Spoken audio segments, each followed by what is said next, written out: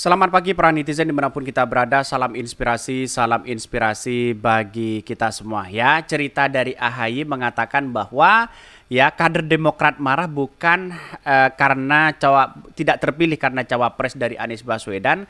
Karena apa coba begitu kan ya, dia sudah menceritakan sebenarnya begitu ya, karena merasa dihianati katanya begitu ya. Tapi yang jelas begitu kan ya, harus tahu diri dong begitu kan ya, harus tahu diri bagaimana pengalaman mereka pribadi begitu kan, bagaimana di Jawa Timur dan di Jawa Tengah kalah begitu kan. Seperti PKS kan tahu diri mereka begitu kan, walaupun menyodorkan cawapres, tapi kalau hanya menang di Jawa Barat ya ngapain juga begitu kan begitu logikanya begitu. Bahkan alibinya luar biasa katanya ya, kader Demokrat ya marah bukan karena ketua umumnya tidak terpilih menjadi cawapres, karena merasa dihianati dan apa dan sebagainya. Kok ini gagal move on atau apa begitu kan? Ini kan menurut saya pribadi ada sesuatu yang kemudian disembunyikan mereka begitu kan? Apakah mereka sakit hati atau apa? Atau jangan-jangan mereka begitu kan ingin mengincar ya posisi cawapres, sudah disampaikan ke kader-kadernya di bawah begitu kan? Tapi tahu-taunya tidak dipilih. Mungkin kekecewanya seperti itu begitu kan ya, kan harus tahu diri dong begitu kan ya. Tiba-tiba mungkin dengan bisikan-bisikan mungkin sesama Partai Demokrat pede begitu bahwa AHY yang dipilih begitu, padahal AHY itu adalah opsi terakhir begitu kan. Saya sudah katakan sejak awal, AHY itu opsi terakhir sebenarnya begitu, karena memang pada hakikatnya di Jawa Timur, di Jawa Tengah, di berbagai daerah AHY itu kalah begitu kan, jauh di situ kan, karena mesin politiknya hanya mengandalkan Partai Demokrat di situ begitu ya. Bahkan ini kata netizen masa bahkan kritikan luar biasa ya, tanggal pendaftaran capres dan cawapres makin dekat nih ya, ngomongannya ama sandal jepit gitu. Kami berharap marahnya proporsional ya, karena pengkhianatan katanya begitu ya. Ini permenku diambil si Imin. Ini kritikan-kritikan dari netizen, lucu-lucu begitu kan. Marah itu emosional dan belum dewasa, apalagi dalam berpolitik begitu kan ya. Mana ada orang ya yang percaya, Anda pikir semua blow-on, ada-ada aja memang. Itu apakah ada orang percaya? Orang percaya ya. Ada yang mengatakan bahwa syukurin jadi gelandangan politik katanya begitu. Sudah jelas di situ begitu kan. Orang tidak begitu percaya di situ begitu. Kadernya marah sana sini seperti Andi Arief begitu kan sejak awal. Karena kalau Anies Baswedan disandingkan dengan Bu Hovifah, banyak yang marah di situ begitu kan. Disandingkan dengan Mbak Yeni, marah di situ begitu. Ya tujuan koalisi apa coba begitu? Apakah hanya ambisi mengejar sebuah cawapres? Atau jangan-jangan ini cari kekuasaan? Atau jangan-jangan sebagai elektoral nanti akan menjadi dampak kepada konstituennya? Apakah seperti itu begitu kan? Saya kira inilah menjadi cikal bakal bahwa masyarakat sudah paham apa yang disampaikan oleh AHY begitu kan. Wah, Partai Demokrat ya sudah basi ngomong seperti itu begitu kan.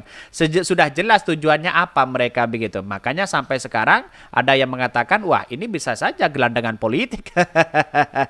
Kira-kira seperti itu begitu. Ini banyak sekali kritikan netizen. Terus marahnya kenapa ya? Token habis, gas melon habis katanya begitu. Lebay ya. AHY lebay, Demokrat lebay ya.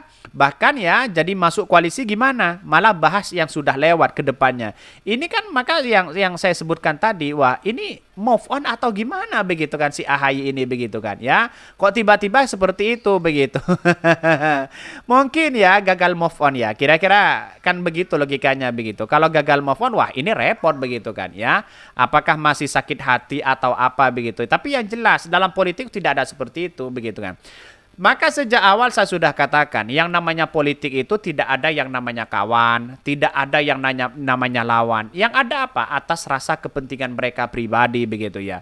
Ambisi sana sini boleh-boleh aja, tapi jangan ditunjukin dong kepada masyarakat Indonesia biar tidak malu sendiri, biar tidak blunder sendiri. Kan begitu logikanya begitu. Jadi banyak sekali pro dan kontra hal-hal seperti itu begitu ya. Bahkan dia mengatakan AHY kader Demokrat marah bukan karena ketua umumnya tak jadi ya cawapres. Lalu marah karena apa coba bayangkan begitu ya. Ya biar masyarakat paham lah ya bagaimana nasib dari Partai Demokrat itu sendiri begitu kan ya. Ungkapkan di situ dong. Jangan malu-malu. Kan begitu logikanya begitu ya. Kalau diungkapkan ya malu-malu kan gimana begitu. Ketua Umum Partai Demokrat ya Agus Harimurti Yudhoyono begitu kan ya atau AHY yang menyebut kader Demokrat di berbagai daerah marah dan kecewa karena duet Anies Baswedan dan Muhaimin Iskandar sebagai bakal calon presiden dan bakal wakil ya presiden atau capres pemilu di 2024 ya. Namun klaim AHY kemarahan itu bukan karena dirinya tak dipilih jadi cawapres, katanya begitu. Saya tahu para kader Demokrat marah dan kecewa. Marah dan kecewa bukan karena tentunya tidak menjadi cawapres. Ketua umumnya tidak menjadi cawapres karena perjuangan Demokrat telah dilukai oleh mereka yang tidak jujur serta telah melanggar komitmen dan kesepakatan, katanya begitu ya. Ya namanya politik kan seperti itu begitu kan. Ya wajarlah begitu karena pada hakikatnya seperti apa coba ya. Seperti Pak Prabowo, bagaimana melihat mereka begitu? Ya di PHP begini oleh PDIP ya santai-santai aja karena demokrasi kita begitu ya. Politik kita seperti itu. Ngapain kita harus marah-marah ke orang? Ya, coba bayangkan begitu. Berapa kali partai Prabowo digituin begitu kan? Ya santai-santai aja mereka begitu kan. Karena pada hakikatnya lahirnya Partai Demokrat itu kan ketika dia Pak SBY 2 periode tiba-tiba muncul begitu Partai Demokrat masuk di parlemen, ya seolah-olah tidak ada jeripaya bagaimana di dalamnya untuk membangun koalisi itu begitu ya. Ya karena tidak punya pengalaman itu pada akhirnya kekecewaan yang ada, ambisi yang ada dan sekarang mulai apa ya? Sana sini ya seakan-akan gelandangan politik begitu kan ya. Mau ke Pak Prabowo masih nunggu sana sini begitu dan pada akhirnya apa yang terjadi? Kita lihat saja begitu. Sekarang mulai agak kebingungan kan begitu kan ya. Bahkan di satu sisi peran dari Partai Demokrat ya bisa saja dianggap sebagai remeh mereka begitu ya. AHY menilai ya bahwa memilih capres dan cawapres mestinya tidak bisa hanya diputuskan dalam hitungan menit oleh segelintir orang.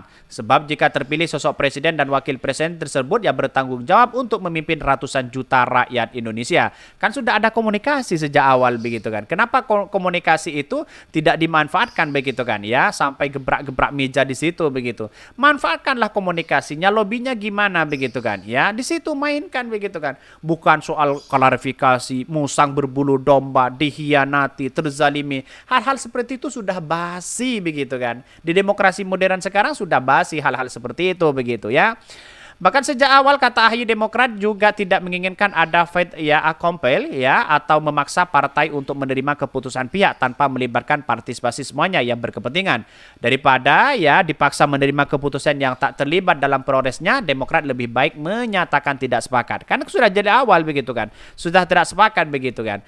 Bahkan Bu Hovifah dengan Mbak Yeni digadang-gadang sampai batal untuk menjadi cawapres mereka begitu ya karena mereka Demokrat selalu ngotot seperti itu begitu. AHY pun mengajak kader partai bersabar begitu, partainya bersabar dan ikhlas. Dia meminta pendukungnya tetap tenang dan berpikir jernih sekalipun Demokrat tak berkompromi terhadap kecurangan politik, katanya begitu ya. Bahkan meski demikian menurut AHY Indonesia merupakan negara besar yang membutuhkan pemikiran jiwa dan tindakan yang besar. Oleh karena itu begitu dia tidak ingin terjebak pada narasi dan isu yang bisa memecah belah bangsa. Bisa saja Pak AHY begitu ke depan Demokrat akan kembali dipertemukan dengan pihak-pihak yang kini tak sejalan ya. Ya, jadi menurut saya pribadi langkah dari AHY itu sendiri begitu kan. Menurut saya pribadi agak gerasa gerusu melihat dari perkembangan politik yang sebenarnya begitu. Mengapa gerasa gerusu? Pertama begitu kan. Kenapa tidak menjalin komunikasi santai dulu di situ, sabar dulu di situ begitu. Lihat prosesnya di perkembangan itu. Kalau ada orang yang kemudian melamar mereka, kita santai begitu kan. Bukan memberikan klarifikasi seperti itu di media sosial. Emang dengan klarifikasi itu masyarakat simpati begitu kan, yang melihat dari Partai Demokrat gagak di situ begitu kan.